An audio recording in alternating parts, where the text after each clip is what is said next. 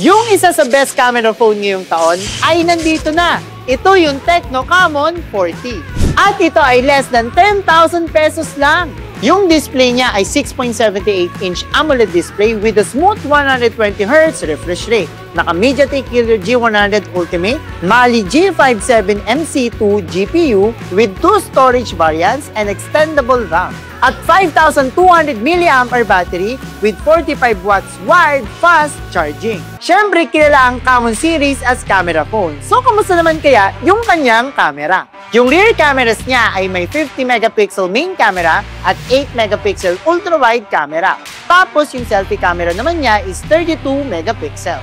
Speaking of camera, meron din siyang dedicated camera button sa gilid niya. Mukhang hindi kalakasan yung camera ng Camon 40 kung pagbabasihan lang natin yung megapixels niya. Pero yung 50 megapixel rear camera niya ay Sony's LYT700C Ultra Night, meaning malakas siya both sa normal light at low light conditions. So talaga namang kayang-kayang makipagsabay ng Camon 40 sa ibang flagship phones.